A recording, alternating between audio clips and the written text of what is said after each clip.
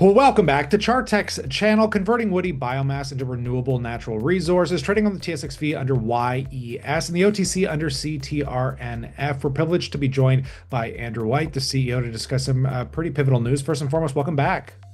Thanks, Kyle. Always a pleasure.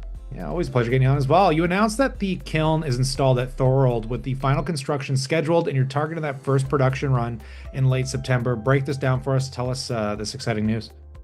Yeah, I mean this is huge, right? Because this is our first commercial plant actually getting into commercial operations. So not only proving that it works technically, but proving the market works, proving the revenue models. So a ton of different proof points all happening.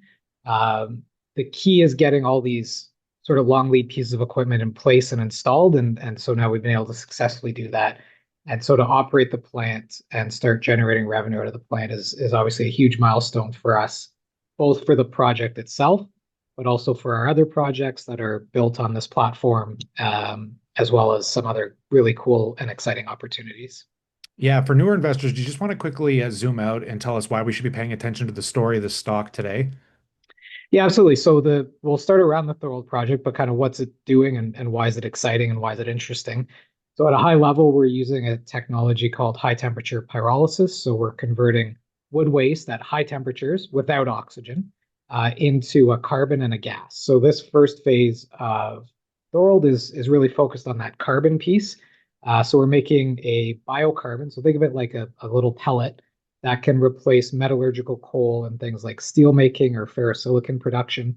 So basically reducing coal in metallurgical applications. So these are large industrial users that are in an industry that's very hard to abate. It's very hard to remove and reduce greenhouse gas emissions for such large facilities.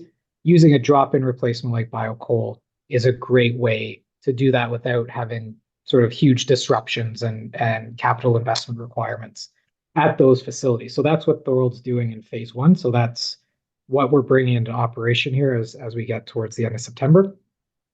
And then phase two is taking that gas that we're producing and converting it into renewable natural gas. So that goes into the pipeline. It gets sold under long-term offtake agreements at a premium price to natural gas because it's renewable. And again, it's a decarbonization pathway. So it's really converting the wood into some of its constituent parts, upgrading it so it can be used industrially to reduce greenhouse gas emissions.